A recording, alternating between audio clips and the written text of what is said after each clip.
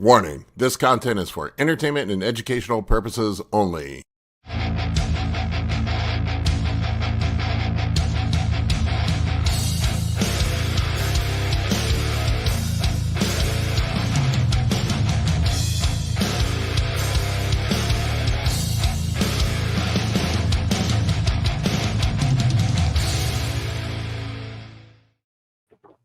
What's up, everybody? How's it going? Hello, everyone. How are you folks? Before we get started, just a reminder, everybody, I've got the Team Anabolic Bodybuilding website up and going now. It is a member site. We have I'm not sure what Colin did here. I did that. My bad. How's it going, Colin? I misclicked. What's up, y'all?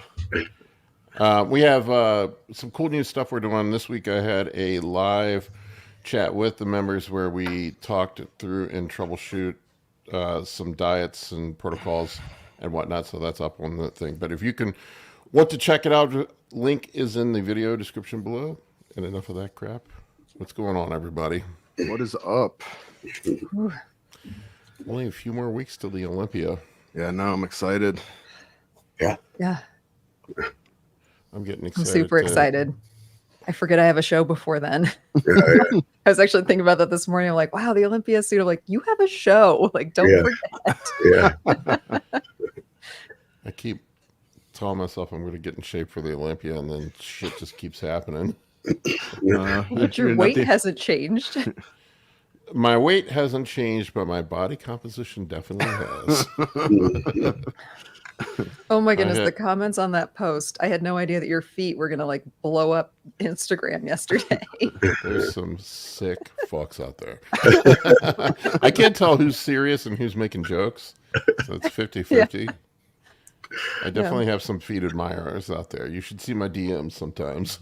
I mean, it was 90% of the comments, like, or 99% were all about your feet. I was like, wow, was not expecting that. There's some filthy dudes out there. I can only imagine what women deal with on social media. You should. I actually dated a guy who had a foot finder page. Oh wow! Yeah. You should open up our OnlyFans.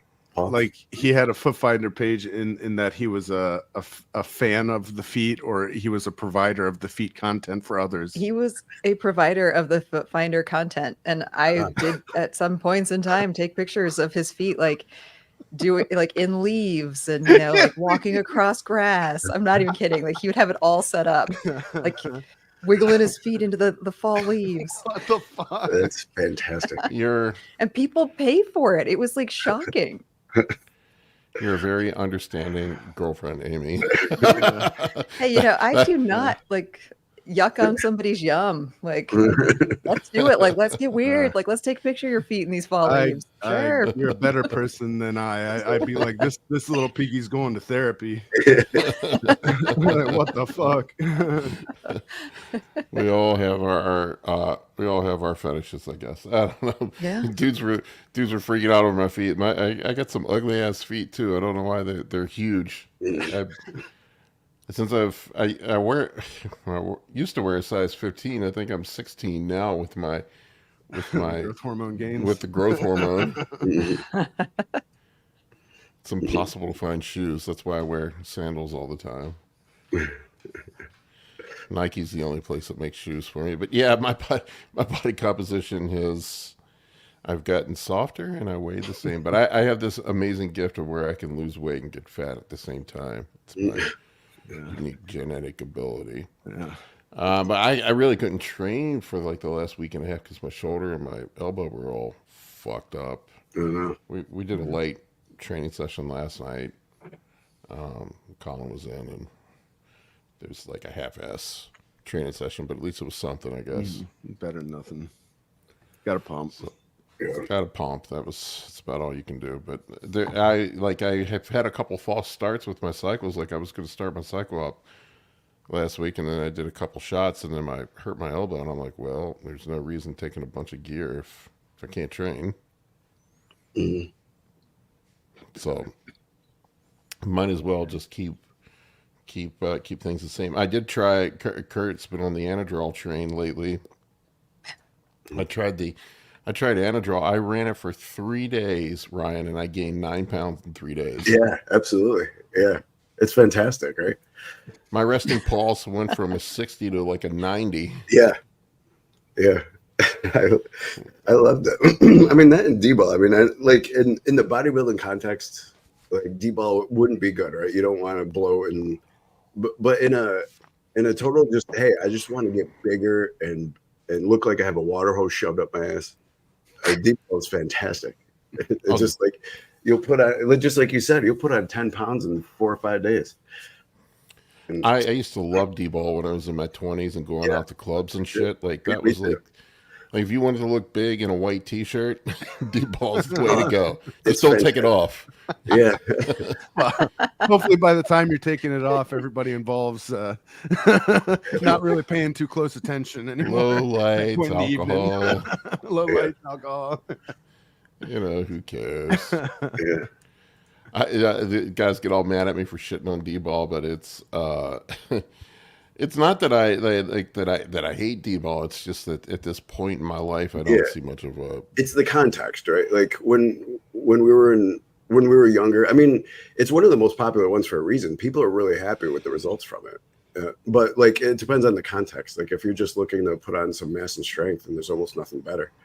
But if you're looking for, you know, in the bodybuilding context, when we're looking for aesthetics and to really cut down, then it's one of the worst.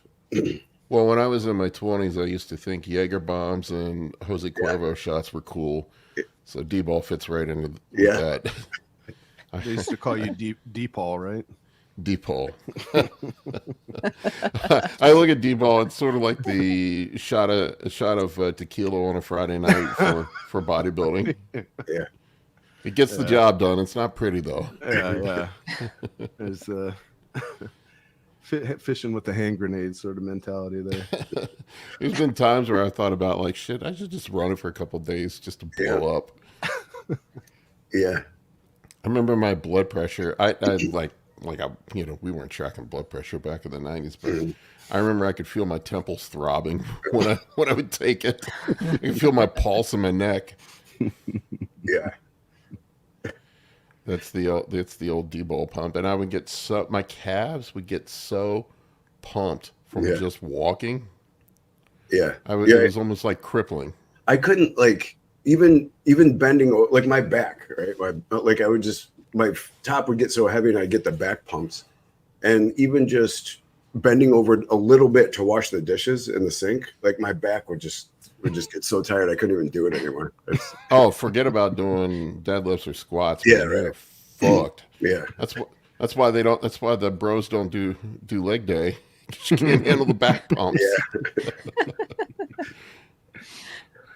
I don't know. It's like the trailer park, dating the trailer park girl version of steroids. I don't know. It's just, I would also get winded walking up a flight of stairs every time I did it. Oh yeah, there's got to be some pulmonary edema going on. Your hematocrit must go through the roof. Yeah, I don't know. But I think those days are behind me. But like it was crazy, just 3 days of A-bombs and I blew up that much. And I was like, whoa. Yeah. It's probably why I hurt my elbow. Came back off? Yeah, within a couple of days it just rolled back off. Yeah. Yeah, it's just it's really just, it must have some effect on glucocorticoid mineral retention, or like it's just like it's all non-genomic according to what Kurt was saying. Yeah, you get this rapid increase in strength, and there's like some CNS stimulation that happens. And then some guys say it doesn't put water on it, but holy fuck, I get water retention from it. Yeah, it's good. You know, it definitely affects the renin-angiotensin aldosterone system in some way, significantly. But yeah, it makes you retain a lot of water. Yeah, it's fun. It's a lot of fun. I wish Kurt was on here. He would know. Yeah. Take a shot every time Paul shits on D-ball and wind up in the ER from cirrhosis before the podcast ends. There we go. That's a game. People get so up. If I want to get people angry, There's a couple videos I can make. Yeah.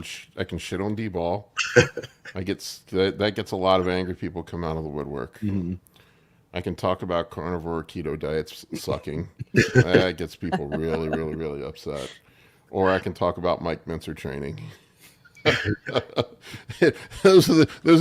I like to troll the trolls sometimes. Yeah. And if I want to troll the trolls, I just make content on those 3 things and watch all the angry butthurt gym bros come out of the woodwork. Tell people carbs don't make them fat. Oh my God, they get so upset. I've literally had death threats over diet stuff before. Well, who's the worst cohort diet wise in terms of in terms of sheer implied violence? It's a toss up between vegans and carnivores. Like I feel like one made the other. Yeah. It's like the pendulum swings strong both ways. Yeah, it's pretty funny because like you'd expect it from just like from somebody who's not really paying attention to this shit online. You'd expect it from the carnivores, but you wouldn't expect it from the vegans. The vegans are some of the most vitriolic, hateful, violent, like at least online. Yeah. Like, oh man, they're awful. I question their ability to follow through with these threats. Yeah, they cannot. Definitely not. A stiff breeze is going to blow them over. There is a girl that Colin and I have eating plenty of kelp. There's a girl Colin and I have a loose acquaintance and I literally just posted a picture of me eating a steak up online, and she told me, she like commented, "I hope you choke on that and die," and they have a blocked artery. And I'm like, whoa. Yeah. Escalated quickly. I'm like, wow, okay. Vegan nuts. Gains, that guy, yeah, I remember him. I think he got banned. I don't know if he's still on YouTube. That man was not well. No, that was definitely a case of estrogen being too high. Much story. That guy was not playing with the full deck, and I don't think veganism was doing his brain any favors. And I'll just leave it there. Let's see. A suck smoothie says medium dose Anadrol is greater than high dose Anadrol or Winnie. Everything else in regards to oral. Yeah, Anadrol is my favorite, but I don't know if I can handle it anymore. Yeah. It was like, just kind of like you said, it was fun when you're in your 20s. It's like, as you get older, the concern becomes more aesthetics and feeling good and looking good. Not dying of a stroke or a heart attack. Yeah. not getting winded when you walk up a flight of stairs and being fatigued and to get off the couch from taking too much Anadrol or DBOL. Let's see. What do you say? He went from skinny with a little muscle to fat. I never saw. Yeah, he's talking about Vegan Gains. Yeah, that guy. It was a couple years ago. He got angry at me. He made a video about me. Yeah, I remember that. Yeah, he had a reel or something out, or he was screaming at me about something. I don't remember what it was. I'm like, I must have made it if that guy's watching my shit. Yeah. We got to talk about this Milos Sarchev. Yeah, talking about unbalanced, disproportionate response. Let's say. Yeah, I didn't. I gotta this. So I don't know if you guys saw it or not, but Milos Sarchev went off on Xavier from Desktop Bodybuilding. I don't know the whole story. I caught bits and pieces of it, but I guess he did a video with Xavier, and Xavier, he did not like the title of the video, said it was too clickbaity and wanted him to change it, and Xavier wouldn't. So I don't know. This was Milos's response to him. Let me know if you can hear the audio here. I think it should play. This is what we went to. Clickbaits. What's that? What's that? You would sell yourself for clickbaits. Reveal. Let me get you the documents. Let me get the clickbaits. I thought you want to help Beirut. I do want to help Beirut. Information. And you say I'm rude? Absolutely. That text, yeah, because I was trying to help Beirut and you started accusing me. You're not trying to help. You're trying to help your fucking channel. Milos, I said to you, I'm trying to help. I came to you, which is what you wanted people to do. No, I didn't want to. You approached me. I answered to you like I did many times. I'm trying to help everybody, including you. So I want you to do the right thing. Man, it gets warmed up too. I mean, he is hot. He is hot. Yeah, I'm trying. So you're upset that I You're was. trying to do the right thing? Yeah. Go ahead. Like I said, you're a piece of shit that I'm disgusted with. I thought you're a good guy. I'm a piece of shit you're disgusted with. You're a piece of shit. So hear this from me. I don't know if many people can tell you this to your face. I am telling you, I woke up here at 12 o'clock to help you. Help the crews. I was. All you want to do is... Oh man, that was some unhinged stuff there. I don't know what happened, but man.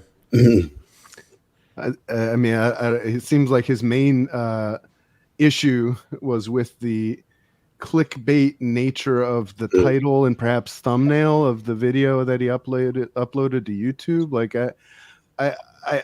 I see Jay in the comments saying he's right about the clickbait here. Like I gotta respectfully disagree. I feel like the clickbait is it's a necessary evil if you want to even compete on YouTube. You know, you got to play the game a little bit. Imagine, like, you know, what you're putting out a video for nobody to see it. You want to make as many people as possible see it. You got to do what you got to do. And right now, that means having a catchy title that and thumbnail that, yes, might be a little clickbaity, but that's the fucking point. The meat of the content can still be, you know, pristine, good, perfect, great, well researched, well edited, you know, content. But like, if nobody's seeing it, what does it fucking matter? And so to me, that's just Milos being a little bit out of touch. My opinion. I don't remember the guy, but it was like last year. I just kind of did a test. I put a video up, and I think I called it the 5 fundamental principles of hypertrophy, and nobody fucking watched it. And then I changed the title and the thumbnail, and I called it 5 steps to get huge. Yeah. And it literally like tripled in performance. Yeah. Triple phone saying I avoid clickbait videos. Like, that's cool. Like, you are in the minority. Most people don't. And so that's why they are used. You know, I got so many people. One dude wrote a long ass email about how he was never going to watch my channel again, and he was so disappointed in me for doing that and using that type of title, that he thought that I was better than that. I'm getting an echo from one of you guys. I don't know who it is. Maybe volume's up a little too much. I think it could be me. But anyway, it was it's gone now. Whoever changed whatever. But yeah, I had so many angry people reach out. A couple times I've used sort of clickbaitish titles and people get upset. They get really, really upset. Let's see, Tina said, I've been following this. Milos was way off. If you want the help, you need to get people to watch the video, so clickbait is needed. So that's kind of my thought process, is like, if I can't get anybody to watch my damn video, a clickbait title, you know, is going to get more people in the room to pay attention to it. I don't know. Josh says, Paul read my email. It was a good email, Josh. I have, once in a while, I'll get people that'll email me their manifesto. It's insane, man. Drew loathes clickbait titles, but it is what it is. This is how online marketing works now. The sad truth is, it's what people watch. Yep. And if you're not feeding the algorithm, then they don't show your videos. Well, and people can choose to watch whatever they want. I mean, if you don't want to watch something that has a clickbaity title, you don't watch it, and that person is then lost to the algorithm. But then the 20,000 people who are baited by clickbait, you know, they stay and watch. I mean, it's a tough one. I guess it's like, you know, do you want to do YouTube, you know, and like build your channel, like, naturally, or do you want to do it like enhanced, and like use every available means at your disposal to grow your channel, quickly and well? I don't know. I guess that's a decision everybody has to make for themselves. Yeah, this whole thing, JT is talking about it. He said Milos wanted him to use the word updated instead of revealed. That's where it whole started. Well, that's worth calling somebody a piece of shit and destroying a relationship over. Jesus Christ. Yeah, that's hilarious. Well, I guess Milos won't want to come on here as a guest anytime soon. I don't know, but I don't know. It seemed a little unhinged to me. I can't imagine being that angry over that. Marty's in the sauna right now. Pixar, it didn't happen. Marty's one of my clients. He's a good guy. Yeah, but that was nuts. I mean, some of the Olympia updates I've seen from people, there's been some. I mean, some of the dudes are looking really, really, really, really good, man. It's going to be. I was a little disappointed with how Hunter looked in Italy. I mean, he looked great and he looked like a beast, but like, I don't think it was the best he's ever looked, and I was really hoping it would be. Like I was. Yeah, something's not right with his physique. I don't know what it is. It's almost like, well, one, I mean, you would know this, but it's really hard to peak for 2 shows. So I don't know if he's like saving the gas for the Olympia and just wanted to qualify. That may have been part of the strategy, because he could have been a little bit leaner. So that could have been part of it, but some of it is like, and Justin's talk about this, like after a certain amount of time of high exposure to androgens and growth hormone, that your physique starts to turn the corner, like where you almost get like this weird blocky look, and like you're not improving. Like maybe it's pushed it too far. Somebody was asking about the weird. JT was asking about the weird lump on his stomach. That one, like right at his xiphoid, I think is. Well, yeah, right? It's obvious. Like it is very obvious on some of the pictures. Like it's like right at the base of his sternum, almost like his xiphoid is sticking out. Like it was very odd, and I feel like there was just something very distracting about his look overall. Yeah, it was just strange. Yeah, and I don't want to slam the guy. He seems like a super nice dude. Oh he my seems gosh, like, yes. Seems like a top-notch human being. But I mean, we all have our time in the sun. Yeah, hang on, let me pull this up. And sometimes, you hit your peak, and then it goes away. I mean, it's just wrong tab. Let me see here. We've had enough of Milos. It's not Pornhub. Next tab. Yeah, see? Yeah. Yeah, you can what's see going on there? Right there. Huh. Yeah. That's distracting. Yeah. The background at that show was awful. Like, what was going on with that background? It's Yeah, terrible. the background and the lighting are terrible. So bad. I'll see this. His posing got a lot better. Yeah. I had Daniel Coffin on this week. I haven't posted the interview yet, but he and I had him on to talk about better posing. But like, he wasn't getting the right angles and leans. Daniel also pointed out how he was protecting his stomach to sort of hide that, any imperfections there. Kept his stomach in a lot tighter, but he's definitely like washed out in the midsection. Yeah, look at that lump. Holy shit. Right? It was so distracting. It was just so weird. It's got to be some sort of hernia, right? There's nothing to herniate. I was going to say it's an odd place. Yeah. Or a cyst, maybe? Yeah. Maybe a cyst? Could be a cyst. But yeah, it's very strange. Yeah, I mean, I hate to be so nitpicky. I mean, look, this dude's one of the obviously top 15 bodybuilders in the world. Let's get that out of the way right away. We're not like discounting that. We're splitting. We're splitting Not hairs throwing here. stones here. Yeah, look how wow. Yeah, I mean, you can't deny that. That's odd. But man, the lighting was shit at this show. Holy fuck. Oh, so bad. Look how bad that lighting is. Yeah, it was awful. I mean, the live stream of it too, with the movement of the background was just horrible. I tell you what, that Masters Nationals that I did, that was the best lit show I've ever been in. Everything, the pictures turned out great. Everything was just great. Yeah, the stage colors were very good there. Very, very good. Well, you have to have dark or neutral stage colors. But you know, some of the other guys, man, are looking crazy. Hey, there's Ryan. I know. I'm hoping that Martin does well. I mean, partially just because of his Colorado connection and because I got to see him pose recently, but he also seems like such a good guy. And I like Hunter. I mean, they all just seem like really great guys. Somebody posted a video up, like a snapshot from North Americans.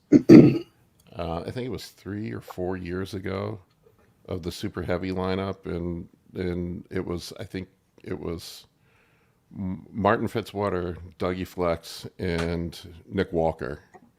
Maybe it was 2020 or 2019. I don't remember what it was. I'm like, that is a lineup in the super heavies. Yeah.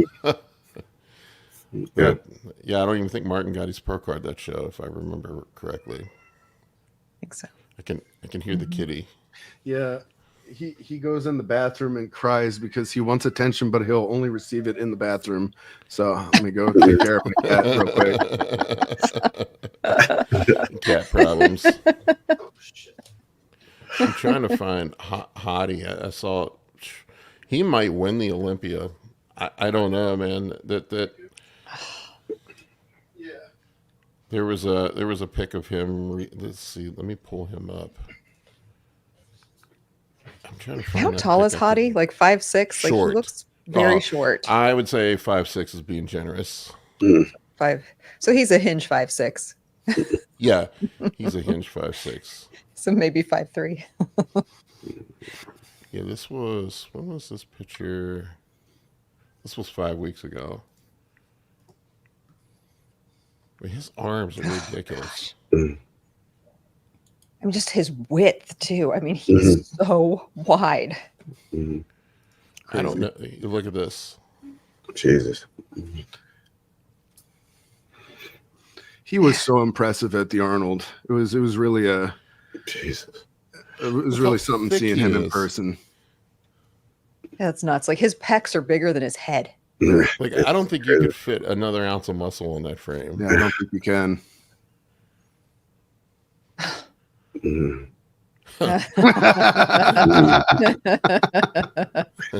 Oh man. Jesus. He's a competitor too. Yeah, Yeah. I don't know, man. Although Derek's going to be hard to beat too. I mean, Derek always looks. Yeah, he always brings it. Let me see what he's up to now. Let's see if he has anything recent posted. I don't know, man. Hadi looked pretty fucking good. It's hard to tell this far out. It just depends on who's in shape. Yeah, you know. Yeah. I mean, they're both not that tall. Kevin says Hadi's 5'4". Yeah, I would say that. And a half. Don't forget the half. And a half. 5'3".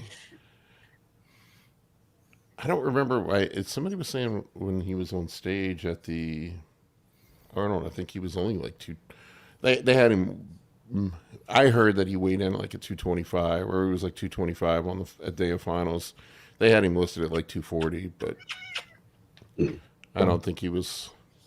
Man, this is a wild one too. Watch Derek's back on this. Jeez. It's fucking crazy thick.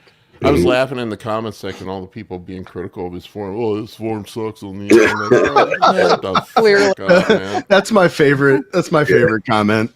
Yeah. You know, you need to keep your back on the pad. You know, it's supposed to Yeah. keep your back up off the Please, pad, bro. please direct me to the video of you performing this exercise so I can see how to do it properly. And we can pass that information on to Mr. Lunsford. You fucking idiot. Clearly, you can look at this video and see that he's not working his back. Yeah.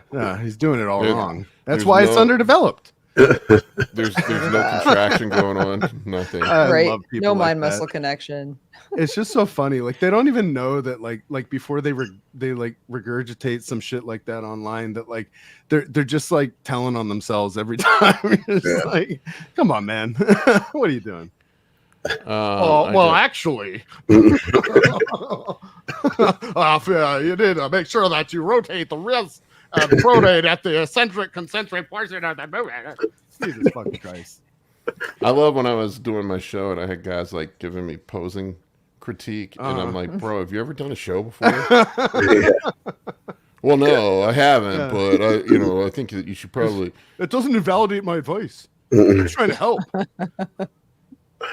Have you ever landed a plane before? Are you familiar with a landing? Yeah, but I was procedure of just the laughing. 747? Shut the fuck up. I was just laughing at the guys in the comment section talking about his form. There was a few comments in there about his form. It was just like, It's so silly. That is hilarious. Like I'm like, man, it takes a big set of balls Yeah. to think that you have the right to critique. Yeah, an Olympian. Oh my gosh. I remember Branch Warren, he would get so pissed when people would talk about his form. His form does suck. We'll just be honest, but he's Branch Warren. He can do whatever he wants. Yeah. Branch Warren just brute forced his way into whatever physique he could get out of his genetics. Like there was no finesse. I mean, he got you know what? at some point, when you get the results, I'm just like, you can't. I got argue with nothing to this. say, man. 100%. Yeah. 100%. I would enjoy eating sushi with Branch Warren and talking to him about subjects that make him angry. Have you seen how much sushi that man can eat? I know. Holy shit. I've heard from people that know him say that he's like the most chill, nicest guy outside of the gym, and he's a complete savage in the gym. That makes sense. That video of him, it exists somewhere, of him talking to the leg press machine, telling the leg press Not nice things to the leg not press nice machine. things. I can't really say. That will get demonetized. Yeah, that'll get my video demonetized. Well, let's just say he said he was going to sexually assault the. You can't say the leg that. press. You say SA, my bro. Don't No. you gotta say SA. Yeah.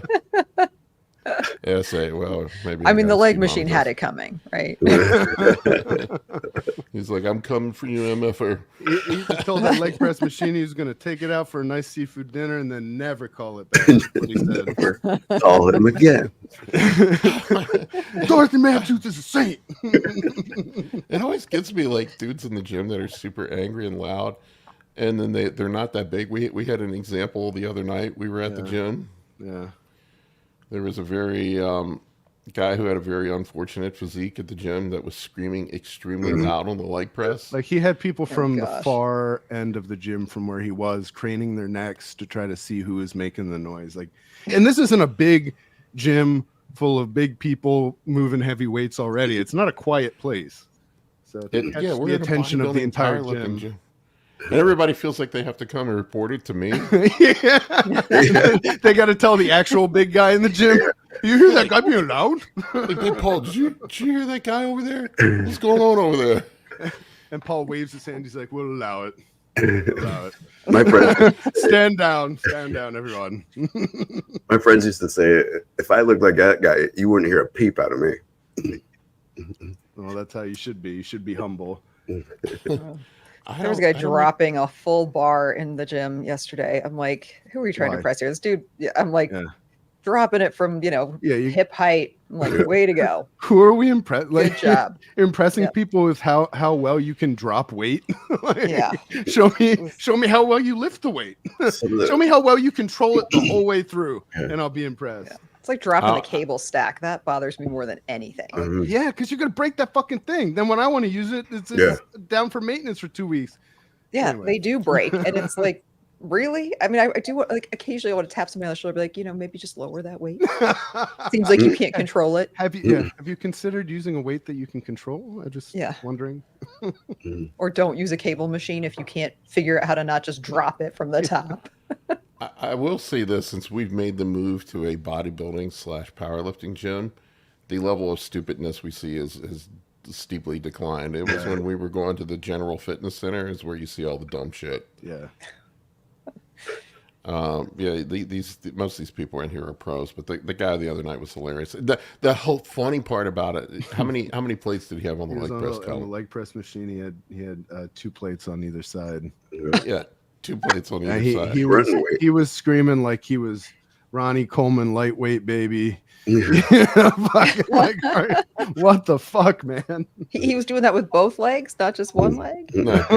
Both legs. Okay, all right. It may have been more than his body weight, to be fair. I warm up with 4 plates. I mean, I Just to warm get my up with legs 2 loose. plates each side. Yeah. Actually, it was absolutely more than his body weight in retrospect. That's way more than my body weight. He had a very unfortunate physique. I'll say that.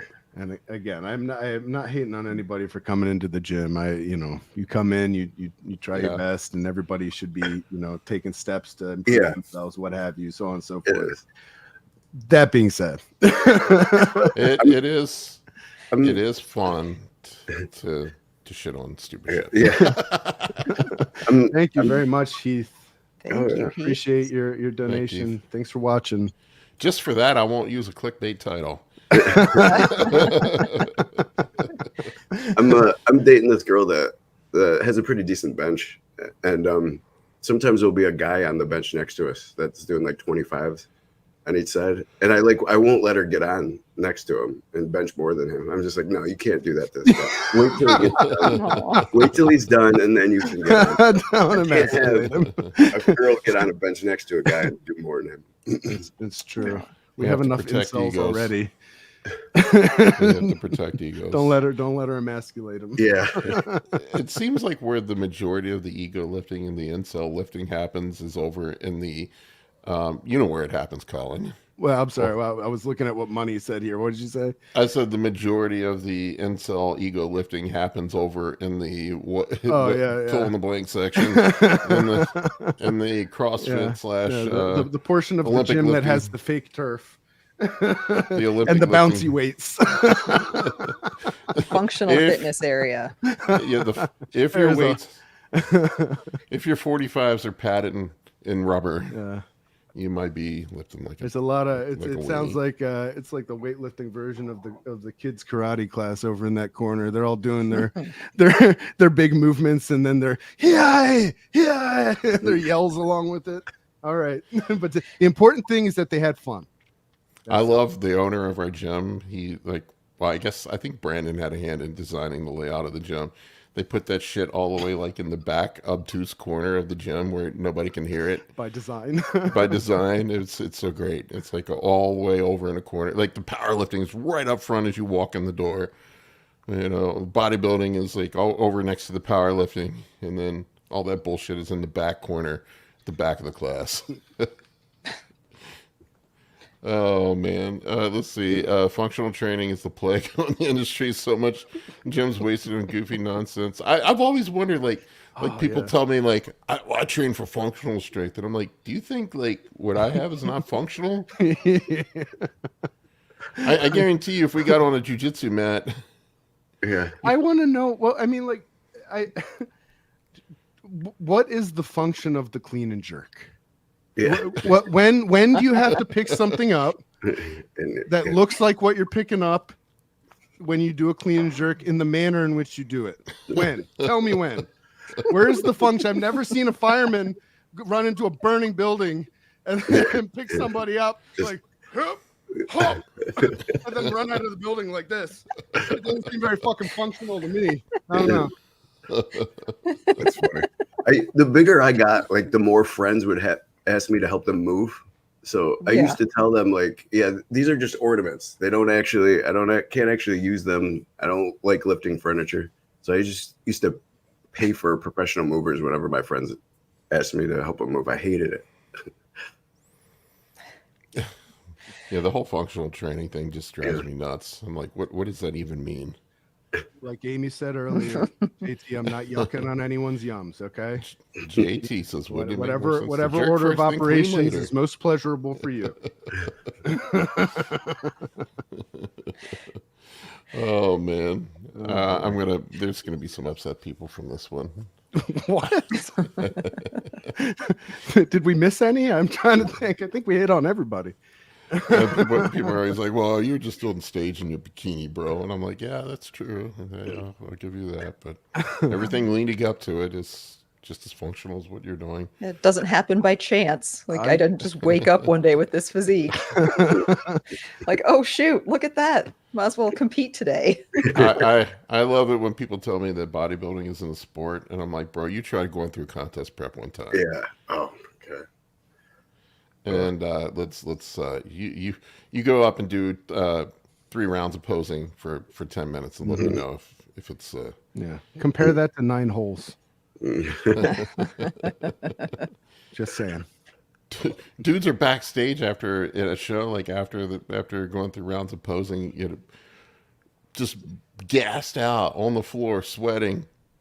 Yeah, it's, you know, I'm not saying it's basketball or anything, but I played sports too. All right. Let's see.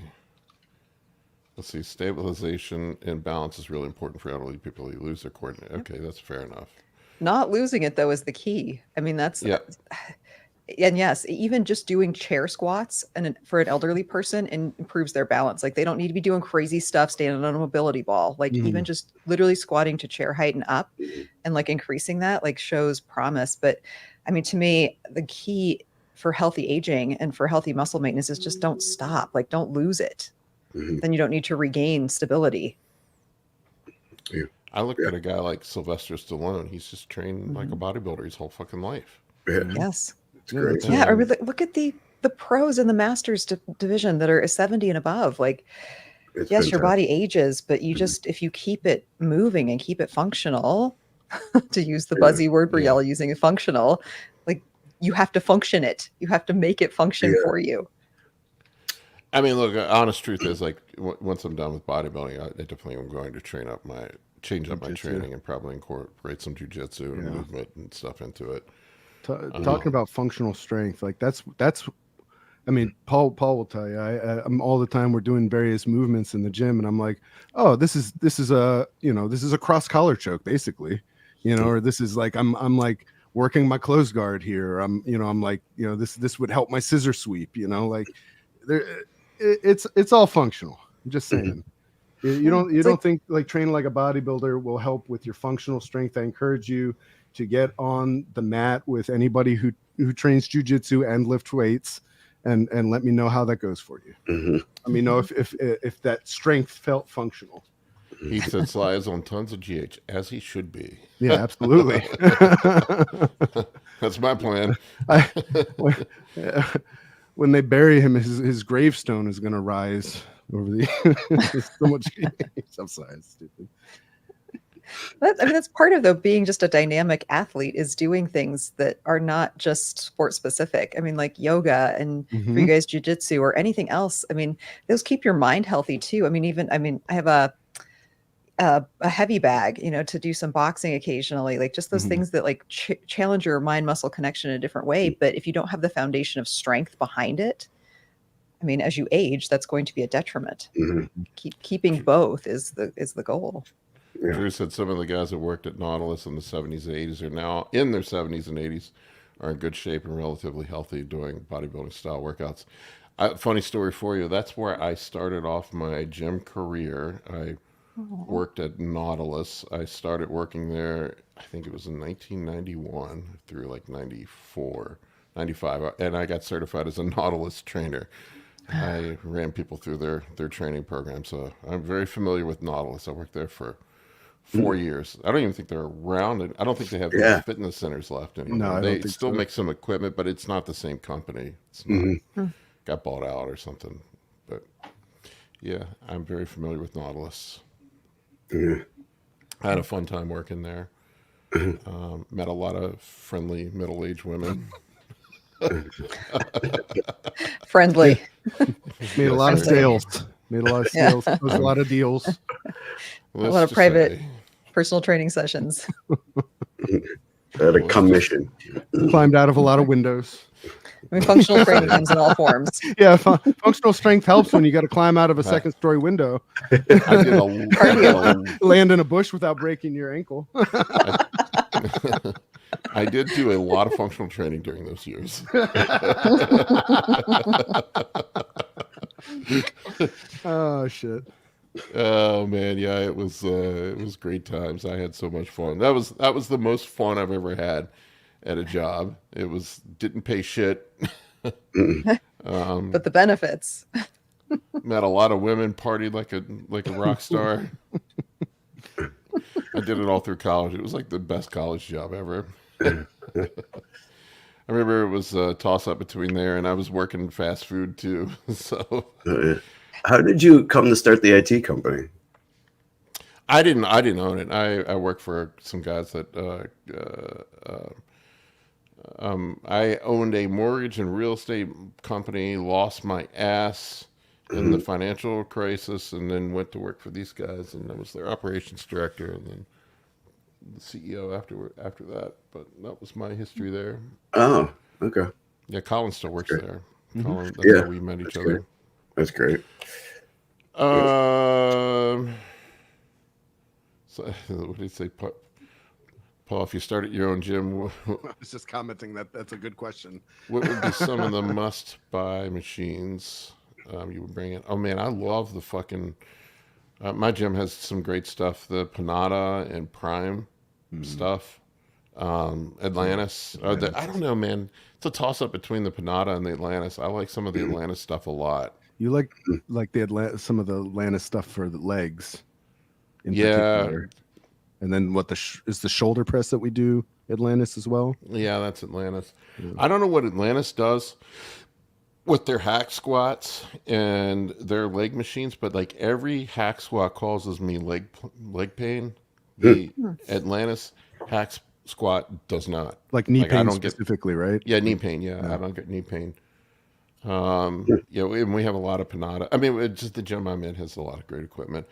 Man, gym's tough business to make money. I don't know that I'd want a gym unless it was just something for fun. I mean, because you have to I think the guy who owns our gym told me his rent is like $40,000 a month. Like that's a big nut just to cover. Yeah. I mean, how many $100 membership you got to sell $100 memberships just to cover your rent? Yeah, the equipment's expensive, or if sometimes they rent the equipment, but you got to pay for that every month too. Ugh. Yeah, like one piece of Panada equipment is like 10,000. Yeah, it's so expensive. Like one machine. It's crazy. All right, let's take some questions. I definitely like the Atlantis. If I had to pick one, it'd probably be the Atlantis equipment. Yeah. I think those three that you mentioned, Atlantis, Prime, and Panada, are just some. I mean, you gotta if I was building out a gym, definitely you gotta have the basics like the barbell squats. We do dumbbell work too. Like if I had like an unlimited budget, I would get all rogue stuff for barbell and dumbbells. You know, and Dave Tate's company, like for powerlifting, some of the elite FTS stuff is super nice, like his monolift and things like that. I would definitely build it out similar to like what our gym is. I would have the powerlifting section, then a bodybuilding section, and fuck all that functional fitness stuff. They can go somewhere else. And like 3 pieces of cardio equipment. That's what I love about our gym, man. Like every other gym I've been to, they have 800 treadmills. Yeah, it's like 90% cardio shit. Yeah. Our gym has like 3 treadmills. The opposite. And like 800 pieces of equipment. Yeah. Excuse me. That tells you everything you need to know. And there's always a treadmill free. Of the 3, there's one free. Of the 3. No, I think there's more than that. There's like 8 or something, but it's very disproportionate. See, one of the key things I would need in a gym is a belt squat. Like I love the belt squat machine, and you can use it for so many things. Like I love using it for RDLs. Like it just for me at least. I think maybe just because I'm tall, so it takes some of the issues of other machines out of it, but it offers stability, especially like deep into prep when I'm like clearly not going to be doing a back squat right now because I don't want to get injured and just don't feel the need. But man, being able to just really rep it out on those belt squats, like, and you can just so isolate because the tension never stops. Like once you have that belt loaded, like it's just constant tension top to bottom, and I love that. Yeah, we Love have a the belt belt squat. squat machine. I love the belt squat. We need to use it more. No. I use it. We use it for goblet squats or for like sumo squats. I don't know, for adductors. I use Yeah, it for like that. that's like really wide leg. Yeah. Oh, I love it. Oh, there's a cat. Mhm. All right, let's grab some questions. At number 2. Let's see, we got Heath Alberton. He's wondering if Amy has any tips for picking a plastic surgeon for abdominoplasty. And for Paul, he's wondering how your recovery went. So my number one tip is to make sure that you meet with more than one surgeon, because it's important to find somebody who understands your goals and aesthetics, but that also that you feel really comfortable with, because a tummy tuck is a lot. It's a good it's a relationship. Like you're going to be seeing that person a lot. You're going to be seeing their office staff a lot, like making sure that you are on the same page about everything. And even if you really love the first person you go to, I would still recommend going to at least 2 to 3 consultations, because you just need to make sure that it's the right fit. It's not something that you want to just Groupon. I always say don't Groupon your plastic surgery, but like, please don't. People, you'd be amazed. People come in like, well, this person offered me, a tummy tuck for $7,500. I'm like, great. I'm like, good luck with that. Sure. Like, will you match their price? Like, absolutely not. But making sure they're board certified, and then just interviewing and having a consultation with more than one, and finding the one that just you feel like fits you, understands you, and that you feel like you're going to want to see a lot, because you will be seeing them a lot. Yeah, I learned my lesson about the cheap gyno surgery. Yeah. No. Yeah, had to go get it done again, and then I probably need to touch it up one more time. Not fun. As far as I'm assuming he's talking about my shoulder and elbow. He's talking about your tummy tuck. Yeah. Oh, my wondering how you recovered. Oh, it was brutal. It fucking sucked. Yeah, you had a rough recovery. Yeah, having a hematoma doesn't help. Yeah, the hematoma was probably my fault. Because I was taking fish How was oil, it your right? fault? Fish oil does not cause a hematoma. A hematoma of that size is not caused by taking fish oil. Like, that was a bleed. That was just a post-operative bleed. Like, that was not your fault. No amount of fish oil. I mean, unless you were taking like thousands and thousands of milligrams of fish oil. 2 or 3 a day. No, that's not going to do it. Even if you were taking, I mean, we have patients who are on baby aspirin, or don't tell us that they took heparin. I mean, like crazy blood thinners. Like, yeah, a little bit of fish oil isn't going to cause you to have a hematoma of that size. Absolutely. My surgeon was great. I mean, he checked in on me. He took care of it. He had me back in right away. He was very responsive. He said that it was the only time in his entire career he ever had that happen. That's what he told me. So who knows? But I mean, he did my gyno cleanup, and it turned out great. But I can say there's been one time when I would say a patient caused their post-operative complication from a tummy tuck, and it was because they were dating a much younger man and decided to go have sex right after their surgery, and yes, developed a massive hematoma because they did things like raise their blood pressure and increase their heart rate, and like that was on the patient. But other than that, how could you be in the mood after the surgery? I don't even see how I could barely walk. Yeah. Well, this is the hard. I mean, this is what's challenging for women in general. There's a lot of pressure on women, and this woman in particular is feeling somewhat pressured to,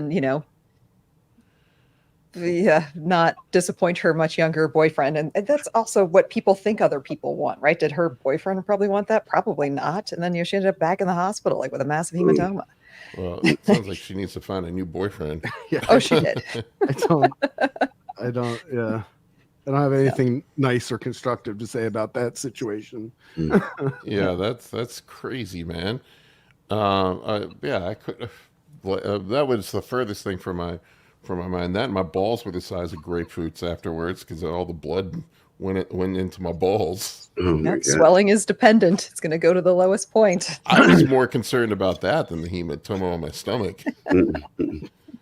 Guys Doctor's always like, are. oh no, that's Always. he's like, nah, that's fine. That's totally fine. The stomach's. But yeah, they took me back in, cleaned it up, and took it out, and then it was goddamn like before my abs, like I could see my abs clearly. It took a good year and a half for all the inflammation and everything to settle down. Yeah, that's the expectation that we give patients too. I mean, it's at least 6 months at the very minimum before you're going to start to see results. Mhm. I mean, you're supposed to make sure that clearing everything out. How many times do you have to ejaculate before they'll even let you do the test after a vasectomy? Like 50? Yeah, It's a lot. They give you homework God, assignment. that would take hours. Right? You got to get on that. Hours. Hours. That's a good Friday night. Oh my gosh. The surgery, like there's parts of me that's like I don't know if I would do it again, but then at the same time I probably wouldn't have a pro card if I didn't. So I do have a nasty scar. I feel like you could have cut it lower. Yes. I don't know. But I'm not a plastic surgery expert, but there's some things that I don't like about it. I would say make sure that you have them cut low. Amy, you can speak to that more intelligently. Oh, than I can. completely agree that your incision is high, and we see it. And it's just some doctors just place their incisions higher than others. Like we put ours extremely low. I mean, and some of that may change with what's fashionably in, but it doesn't matter. I don't care if high-waisted bikinis are in. Like we're still putting ours super low. Like we put our incisions very low. Yeah, I mean, I can't hide it with. I might be able to hide it with classic trunks. I think I could probably hide it with there, but like for bodybuilding trunks, I can't. I also have an extremely long torso, so I don't know if that had any play in it. I don't know, No. but yeah, the recovery was not fun. Yeah, but it's worth it. I mean, I would say that most patients would agree that tummy tuck is 100% worth it, but don't expect it to be a speedy recovery. I was never severely obese. It's just my skin sucks, and it just had no elasticity to it. I had a really rapid weight gain afterwards. Like I got fat, but I was never like huge. I think the biggest my waist ever got up to was 40. I was wearing a 40 for a while, but there are dudes that are way bigger than that. I'm normally like a 32. Like I wear 32 now. It's crazy. I mean, skin integrity is really a lot of it. I mean, it's the same for men and women. I mean, there are women who can have a twin pregnancy and go right back down and have no skin laxity. And then you have another person who has like just one pregnancy and they've just got tons of loose skin, or their skin is just destroyed. It's thinned out. It's, covered in stretch marks. I mean, even if they're super tiny, like it's non-discriminatory. Like you don't know what you're going to get with skin. All right, let's grab the next question.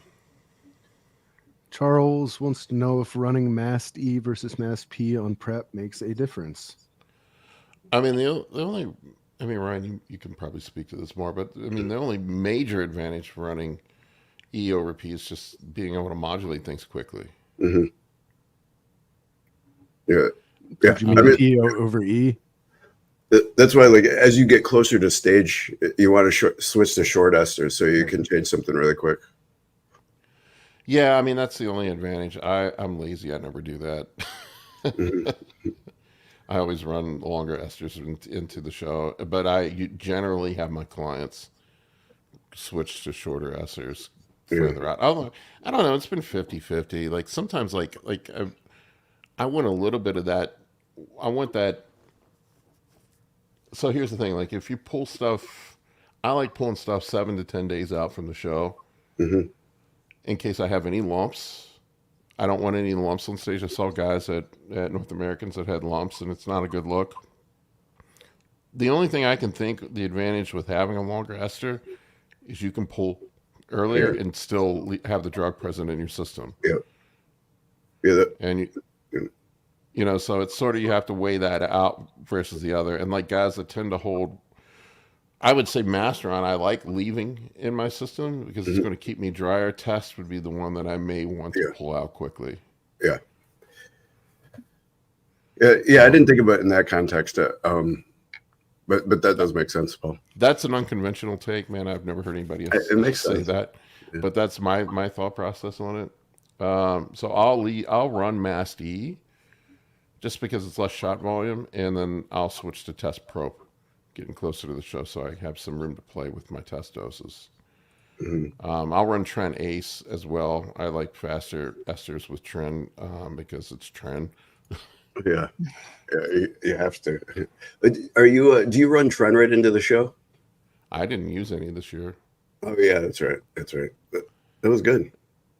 Yeah. Usually I'll run it up until about 3 or 4 days out, but the lumps thing though, I'm more and more conscious of that now. I've been having my guys pull their shots earlier because it just doesn't look good, man. Especially at a national show. You get up there and like I saw a couple guys that had giant lumps on their shoulders. Couple, like there was one dude, his shoulders were completely fucking deformed. And I see him at all the shows. Like I felt bad for him. Like I'm like, but I don't. I'm like, what are you doing, dude?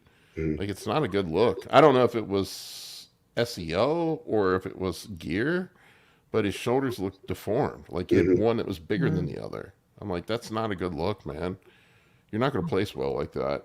You know, or at least on the glutes. Like if you do the ventral glute, you can hide that with your trunks if you have a lump. But like I saw some guys that had lumps on their quads. I saw that. I noticed last year, I think it was Chris Bumstead had one on his quad at the Olympia. I don't know if that was from, I know he had a quad tear, maybe it was from his tear, but I did notice that. All right, next question. What do we got? All right. Well, I think I already know the answer to this question, but he's keen to have it asked. Jimmy Kim, can someone tell me why I suddenly get flashes? My face turns red and hot. It lasts 2 minutes, and then it goes back to normal. I would say go see a doctor. We don't have a doctor on the panel today. So it could be supplements or something you're taking. I'm trying to think. I mean, it could be like niacin can do that. Anything that's got niacin in it. If you take a lot of beta alanine or something, maybe. Beta alanine can do it. Any like, vasodilator, like I've noticed, a lot of dudes love taking erectile dysfunction drugs. Cialis. Cialis does that to me. I can't take it. We don't know any of what. I mean, I don't know if he's still in chat, but we don't have really sufficient information. Yeah, like I don't know the context to like what else you're doing. Like, I mean, oh, here he is. Could be a quick hormonal response to Yeah, I don't know. I mean, I also use Solvin. Yeah, I don't know, man. It could be any. My guess would be it's probably something in your supplements.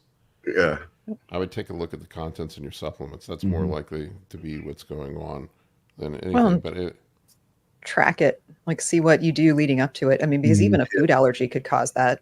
If it's happening at the same time all the time, like it's either something you're eating or taking. Oh yeah, somebody said vitamin B, high dose vitamin B. Yeah, they can do it too. Yeah, that's another thing too. I would there or pre-workout. There's all kinds of weird shit in pre-workouts. But yeah, that's a good idea, Amy. Track everything you're doing and kind of suss out what's going on there. Could be anxiety. That's another point somebody's saying. I hear the cats back there. He wants attention again. This is like every half an hour. He just it has to be on. That's how cats are. It has to be on their terms. You know, you can't be like, yeah, come here. I'll give you the attention that you crave. You're like, I don't want it over here.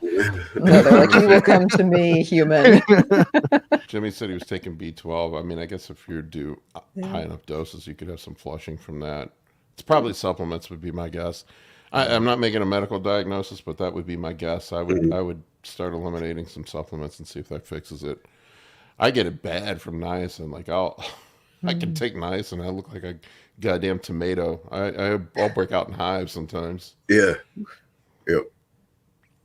I remember I was taking niacin for a while to help with my HDL, and I would always record my videos at night, and I had people who were like freaking out because I looked like a tomato in one of my videos. They're like, "My God, bro, what's your blood pressure?" And I'm like, "Actually, it's great right now. It's low. It's the niacin that's doing it." Well, niacin is a B vitamin, right? Yeah. Mm-hmm. Yes. Yeah. Let's say, man, but it's not really the What was top your- number. And Yeah. What was your pulse? I'd be more concerned what your pulse was in those moments. Like, were you having rapid increases in heart rate? I mean, it's a good indicator that you're having a systemic reaction to something you took or something you ate. I mean, even when I'm helping people like through allergies, like I'll have them do a pulse testing essentially after they eat a food that they think they might have a reaction to.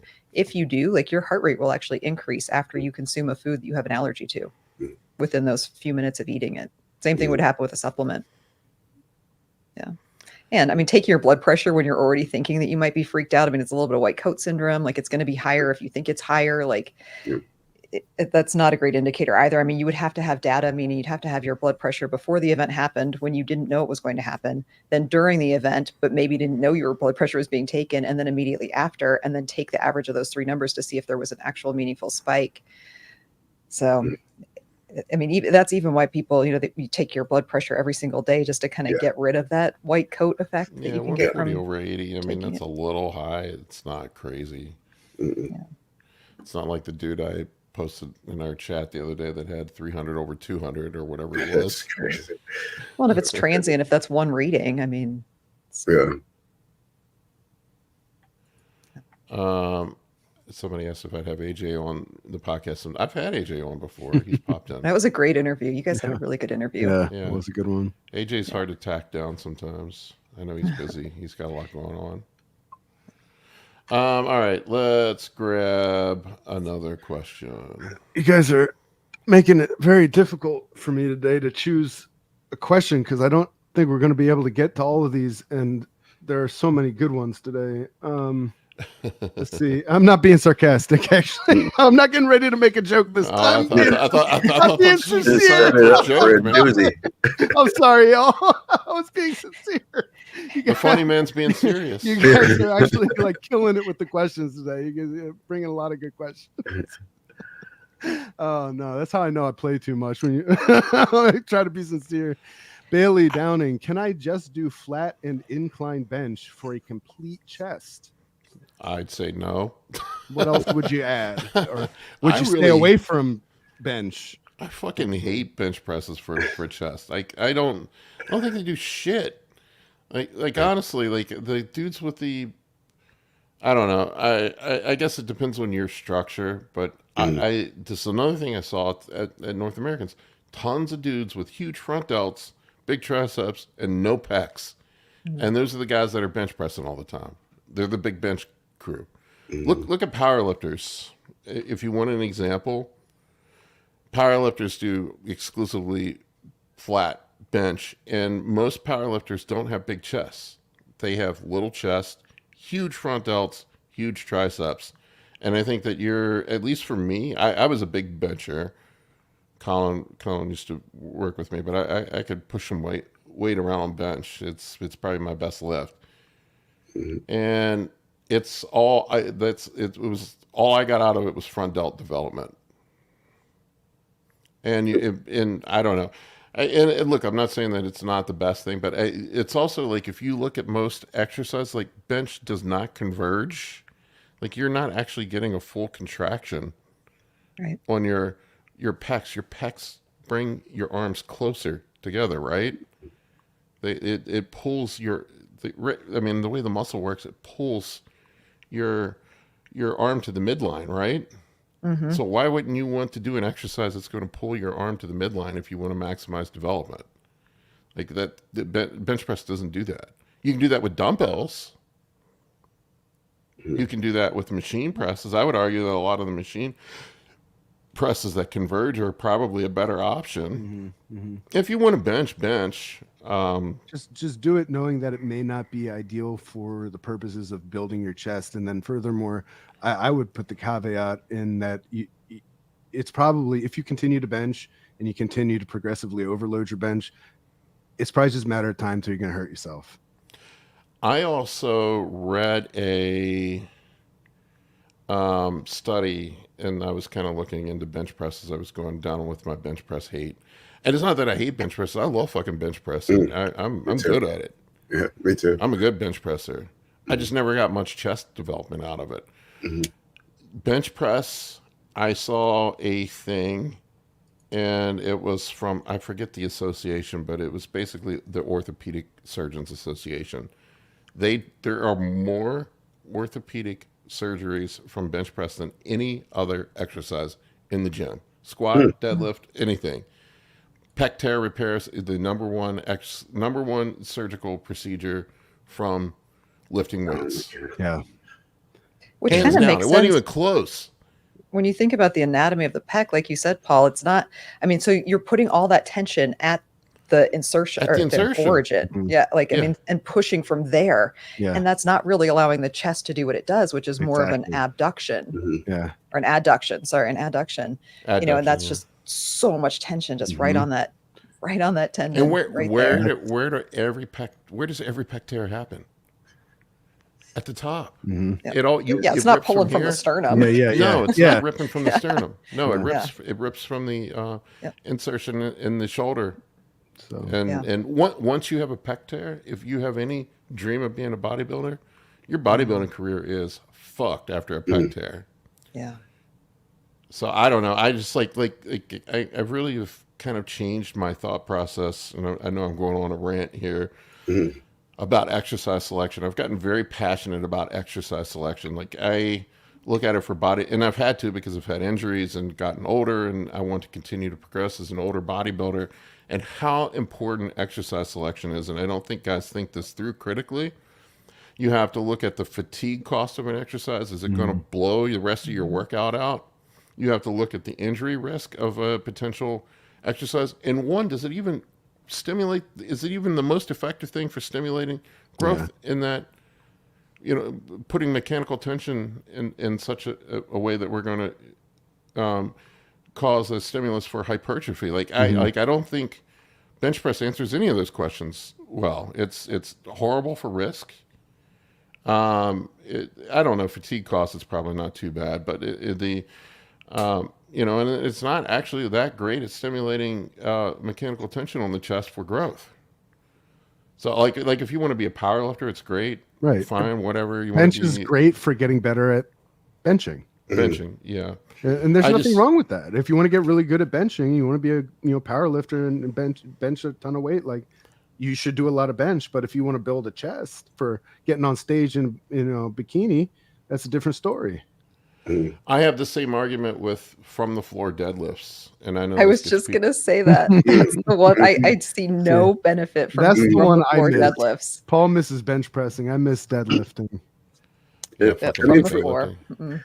I love we it. could talk about squats for that too. Like the No, I risk, don't think squats are the that risk great. factor is like, I mean, the machines, they just save your back. But so many guys are getting injured, slipping discs from. It's fun, but squatting. it's Don't squat. It's like that's how it has to happen for a lot of dudes, myself Yeah. included. Like, I'm not going to learn until I fucking break myself, and then I'm going to be like, you know what? I think perhaps another approach may be warranted. now that I've broken my body catastrophically, you know what? Let's try something different. Yeah. Well, I always have the guys that want to argue squat, bench, and deadlift. They are the best for bodybuilding. They all have one thing in common. They're usually under 40. Yeah. Yeah. It's a young man's game. Yeah. I'm like, look, if I were 18 years old and going back again, I probably would go back and do them all again. Yeah, I exclusively squat, deadlift, and bench press for like 7, 8 years, 10 years, probably 10 years. I don't know, but eventually caught up with me. Like just like deadlift, just think about this too. Like the fatigue cost of deadlift. Like huge fatigue cost. You go in like I don't know. We were up to deadlifting 5 plates or whatever it was. I don't know. I don't remember. somewhere around there. But like if you're banging out reps with 495 on deadlifts, how much gas you got left in the tank for the rest of your workout? Mhm. I mean, rather than blowing yourself out on one set of deadlifts, would you have been better off doing like 5 sets of rows? And how much is the recovery cost of that too? Like how many days, and the risk of blowing a disc out. Yeah. And is it I mean, really if you- developing what you want to develop? That's where I got with deadlifts. I'm like, is this really developing what I want to That's- develop? Yeah. It's not. It's not, like you can look at how the lats function. It's not. The lats are not involved in other than just tensing. Yeah, Other pulling than back. just tension, just pulling back. They're very minimal involved. Spinal erector, yeah, I guess that's involved. It's probably more deadlift is more hamstring and glutes and spinal erector. I would say probably. I would guess. I don't know the mechanics of it, but like it's a. I don't know why everybody says it's a great back exercise. I could think about 8 different things that are going to get you more stimulus for, like the lats do not work that way. They're pulling, Right. or the rhomboids are pulling The in. rhomboids, Yeah. So just like people don't even think about these basic things. Anyway, slash and rant. That I like was a it. quality rant though. I yeah, get very passionate about this because I hear these meatheads say this shit all the Dude, time, it's and like they've never thought this through. it's important, and like you're breaking my heart too, because I'm like you, Paul. I'm really good at bench. It's been my thing. I love it. I always do it. Now, as I got older, I start getting, when you start talking about pec tears, like my whole body, because I've been scared before. I've nearly torn pecs before. I haven't fully torn a pec, but as I get older, my mind gets so like I'm just gonna tear something. So I don't bench as much as I used to. I used to go to 405 every time a couple times a week. Every time I'd go get on the bench, but yeah, as you get older, it's just it starts to not make as much sense, and you're concerned more about health and not ripping in half. Well, I don't know if it makes so much sense. Well, it depends. It depends on what your goals are. Like if you're a strength athlete, sure, go for it. Or I used to do deadlifts all bench day. competition, so I had to do it a lot for that. But Right. Yeah, I mean that's your sport, so you've got to do it for your sport. But like for bodybuilding, if you want to be a bodybuilding, I could think of about a half dozen other better options. It's the same thing with the deadlift. If you're even like for like football or things like that, I could see like why you maybe want to incorporate something like that. 100%.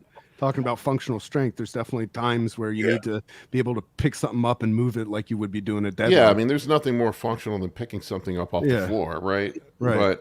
But like my argument is like for bodybuilding, for building bodies. Also, like a lot of the guys that are heavy deadlifters, Hunter Labrada being an example, they all have fucking tree trunk waists. Yeah. They're blocky. They're blocky. Like we're for bodybuilding, we're physique athletes. We're trying to build. I want to protect my core. I want to keep my waist tight and small. I want to protect my spine at all costs. I don't want to wreck my spine, because if I wreck my spine, I'm done. Yeah. And I don't want a goddamn pec tear. Yeah.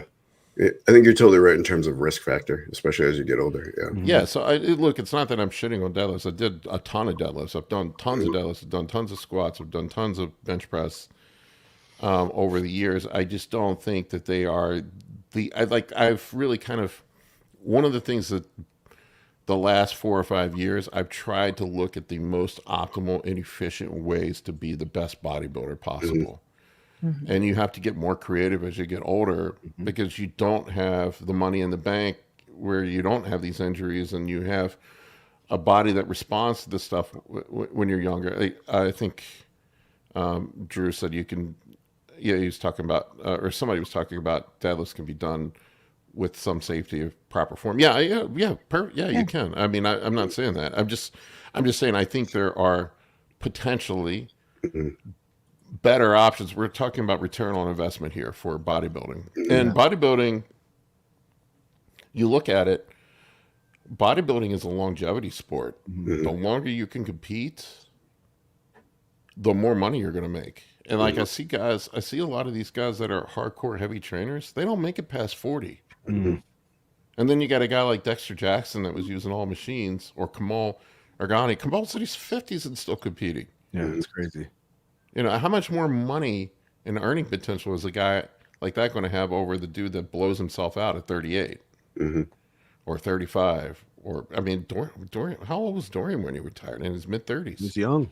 33, 34. He could have won 5 more fucking Olympias and made millions of dollars. Yeah, somebody said that Jared. Yeah, I don't think Jared's a good example. Jared Feather's waist is tiny, but he Kind of does an outlier. Yeah, no. Well, I mean, also Jared trains like I train. Jared does RP style training and is very cognizant of this kind of stuff. And exercise choice is a very important part of the RP training principles. So yeah, I don't think he's a good example. Yeah, well, I keep things like, I do an RDL or a stiff-legged deadlift, but I don't deadlift from the floor. Right. That's so there are ways, like, because I'm trying to focus on my hamstrings and glutes and not overload my traps, like, so you can make an exercise work, but like strict deadlifting from the floor, that's something that I don't do. I got so amped up, I'm sweating. I even had coffee today. There's no stimulants. got you talking about something you're passionate about. That's all. No, I just I always, I tell people, like, and this is another way it gets people pissed off, is like, I think training is probably the least important out of drugs and nutrition. Like, I clearly that's been proven. Like, you can see the guy, like, no disrespect to Branch Warren, but his training wasn't, I would say, optimal. And but he had his diet and his PEDs dialed in. You can still get huge. But what if you dialed everything in? Right? So that's sort of my argument. I just have tried to, and a big part of it is just being 50. You have to get really creative. Yeah. All right. What do we have next? I feel like this probably has already been covered with our discussion on the tummy tuck, but if there's anything specific to gyno surgery, Twin is looking to schedule one soon. He wants to know what the do's and don'ts are he should know about. Well, listen to Paul's most recent interview with the doctor, Dr. Drew. Was that his name? Yeah. Dr. Jordan. Yeah. Dr. Jordan, J. you guys cover that in a pretty good way. I mean, making sure you're going to a board certified plastic surgeon, talking to them about your aesthetic goals, the gland, the tissue, like get everything out depending on what your goals are. Yeah, I mean, I made the mistake of going to a general surgeon when I was younger, because the general surgeon was a third of the cost, and he also left in a third of my gyno, and botched it and had a bunch of scar tissue. You saw that picture, Amy. There was even surgical material in Crazy. there. Yeah, that was not normal. What came out of there was not normal. Yeah, that was what you call a botched gyno surgery. So yeah, go to a board certified plastic surgeon. Make sure it's somebody who's worked on bodybuilders. Yes. It was like that Seinfeld episode where a junior mint fell in the surgery. Kramer's eating the junior mints. Yeah. Well, I remember when I went back to interview people for my repair on the one side. Like, I talked to a couple guys. I went into one guy and I'm like, have you done gyno surgeries on bodybuilders before? And he's like, well, no. He goes, but I'm familiar with the procedure. I'm like, what does that mean? That sounds like you've never done it before. I've read in a book that it is a procedure. I'm familiar with the procedure. It's like hiring an Uber driver and like, hey, bro, do you have a driver's license? Well, no, I'm familiar with how to drive a car. I'm familiar with what those are. Asking I have all the high scores on Demolition Derby. You're like asking a presidential candidate if they have a healthcare plan in mind. They're like, I have concepts of a plan. That'd be crazy. Just all right, what do we not got getting next? political, not getting political. Just you just opened up a can of worms. I don't know what you're talking about. I didn't name any names. All right, what do we got next? All right, let's see. We got our friend Dave. Any advice on how to mitigate effects of estrogen crushed midweek? Till now, I feel like death. Oh Legs are no. useless. Have to convince myself to get up and walk. Oh no. Oh, And- me and Dave are both 3 weeks out. You just have to. How did embrace you, the out of suck. curiosity, how did you crush it? Dave was one of my clients. We're at Yeah. the end of prep, and we deliberately crush it at the end. Oh, okay. Yeah. So I usually try, like this year, I tried to hold it off until the last 2 weeks with me. I don't know that we have him maxed out on the AIs yet, but you can probably just do it just from the drugs when you're running a lot of DHTs and stuff. But yeah, you just sort of have to embrace the suck, dude. Yeah. It stinks, man. Like, My way through it is coffee. what actually surprised me Through is like, caffeine, all things are possible. Sorry, Ryan. yeah, no, it's okay. Yeah. What surprised me is like, Paul, when you said that you felt good, like going right into your show, like most of the people I've ever, been a part of coaching into their show feel like trash the last few weeks, probably the last 4 weeks. Well, let's just say It's good kind of is a relative term. Yeah. Yeah, that's Better. what I was I think a better way to phrase it would be better than previous preps. Yeah. Okay. And you can feel as good as you can feel in the moment, Ryan, but it doesn't mean that when you look back on it, you feel that good. I mean, Right. even this week with my check-in with my coach, he was kind of asking me like health-wise how I was feeling. And like Yeah. when you're so deep in it, and I've actually been having this conversation with someone on Paul's private members only group, which is excellent, by the way. If anybody is not joined, they should.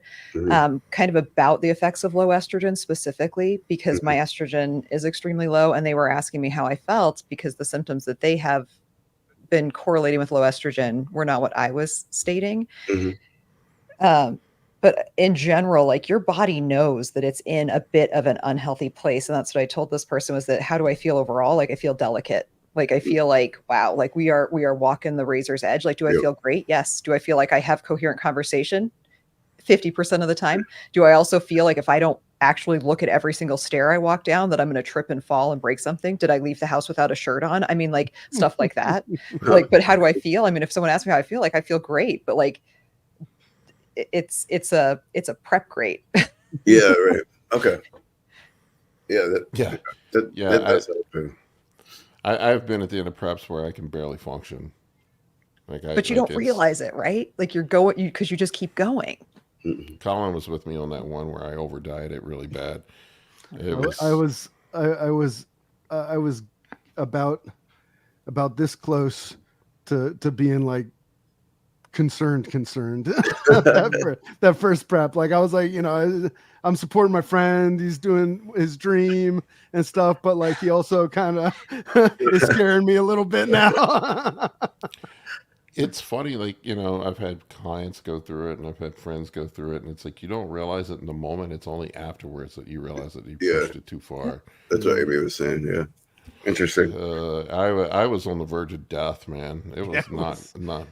Yeah, I mean, I'm was laughing, not good. but it was My blood panels were not good afterwards. I did not feel good.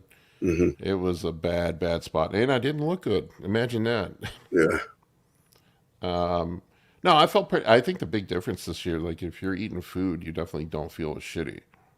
It's just that simple.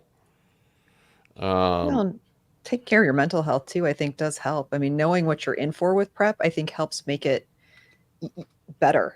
You know what to expect. You kind of know what things are going to impact you. You manage those symptoms kind of proactively. I'm not going to schedule something super important or technical at the end of the day.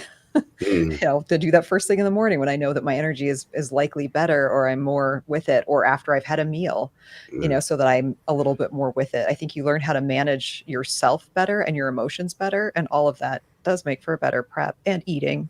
I mean, Paul was getting unlimited high days, eating all the toast and cereal. And I'm laughing at this one. Bros, I just found out I got a staph infection from the gym. I shouldn't laugh, but I'm like, welcome to the club, man. I've had like 5. Yeah. People are disgusing. Yeah, wipe down your machines before you use them. That's for the weak. Ugh. Seriously, I've walked up to some benches before that are like, not only are they, I mean, like the grossness of them, like what comes off of a body. I'm like, ugh. And that someone just like saw that on the bench and just was like, oh, pee. Not my problem. Like I'm just going to leave all my sweat and dead skin cells and grossness. Oh, you wouldn't make it in jiu-jitsu. It gets up close and personal in jiu-jitsu. You have to get very comfortable with other people's bodies. When you're stuck in the 270-pound white belt who's on his like 6th class, you're stuck under him in side control, and he's just like sweating and like it's going in your mouth and your eyes. Like, I got a hair in my mouth. This hair isn't even mine. Yeah, you gotta get comfortable being uncomfortable. And I tell you, it's a good motivator to learn how to get out of that fucking position. Right. Like, I better work. I don't want to be stuck here. But yeah, it's not for everybody. Dave, we can back off the aromas, and if you're feeling like shit, as long as you're lean, that's probably the problem. I would just back it down. What's up with the private channel? Is this on Discord? No, there's a link in the video description below. I have a school community set up. We do weekly live Q&As, and we have member support. Also have some free courses and stuff up there too. It's really awesome. Highly recommend. What did you say? Is it dangerous to pin while I have a staph infection? Doctor said no, but I thought, I mean, you wouldn't want to pin in the area where you have the staph infection. I would stay away from that entire side of the body, essentially. I would go contralateral. I don't know if that's what he meant, or if you should still keep taking your hormones, and the latter. Yeah, don't pin in your staph infection. But if you're talking about just taking the hormones, like what I tell people is like, one of the things that's going to reduce your immune system is fluctuating your hormones. So don't stop your protocol. Keep everything stable, and that will help your immune system fight off the. Yeah, everybody when they get sick, they're like, "Should I stop my shot?" Yeah, I'm like, dude, I get that a lot too. Don't stop. For weeks anyway. They're literally called T cells. Yeah, especially if you're on antibiotics. Testosterone, like this is like just 101 level stuff, guys. So, speaking of bad shots, I had to go to the doctor and get on antibiotics this week. I ganked my shoulder. Yeah, this is the second time in a year and a half that I've had to get on antibiotics. At least they didn't have to cut me open this time. Yeah. But yeah, I get a lot of people who are on their TRT or on protocols, and they'll have a surgery or they'll get sick and say, "Should I stop?" And it's like I say, "No, don't do that. You're actually going to ruin your protein synthesis. You're going to ruin you're going to fluctuate your immune system. So just stay on your protocols." That's the this is another side rant too. Like I get guys all the time with this blasting, thinking that they should come off for 8 weeks and then go back on. I'm like, dude, what do you think is fucking happening when you come off for 8 weeks? Not good. Yeah. Not good. Yeah. It's because that's what we used to do. That's what we were told to do, like back in the 90s and early 2000s. So we always cycled on and off. When did your acne flare up, and when did you get sick? Every time you come off your cycle, like when you first go on, you get acne, and then when you come off, you get sick and your acne comes back. It's the fluctuating hormones. It reduces your immune system. Yep. It allows your skin to proliferate with bacteria. That's where the acne comes from. It's about stabilizing your levels and keep them stable. Thank God you brought that up. Every time I see guys get acne, it's when they drop shit. Yeah, when you come off your cycle, they come off, that's when they get it. You get sick then too, because your immune system drops. Clip this for your reel. That's everybody needs to hear that. Mm-hmm.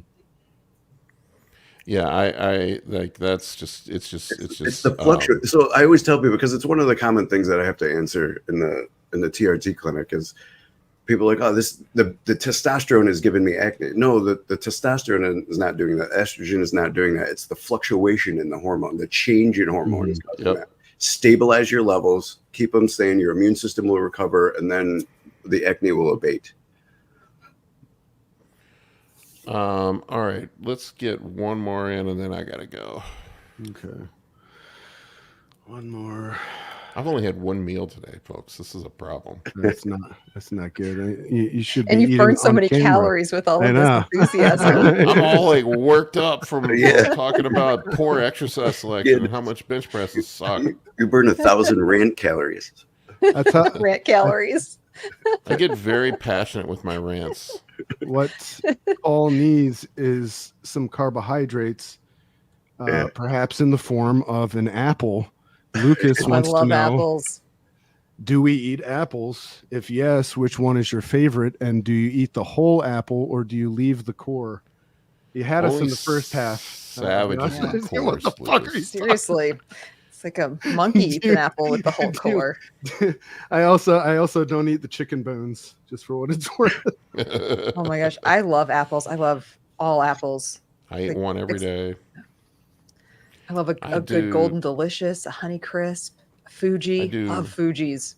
Fuji's are probably my top go-to. On prep, I use Granny Smiths because they're lower calorie, a little bit less sugar. But I don't know. I just like the bitter taste of them. Fuji's are my go-to. They're the best. Good choice, Amy. I knew I liked you. Love the Fuji. Yes, love the Fuji. Oh, Fuji's the best. I like the way they do their apples at McDonald's. They put them in Put 'em a in pie pies. crust. And then they And fry deep it, fry I think. them. Yeah. So that's my preferred apple. All right, folks. I think that's all we got for today. Appreciate each and every one of you. Yeah. Thank you for your support. Thanks, everyone. Thanks for listening Bye. to me rant like a lunatic. I need to eat. Take care, guys.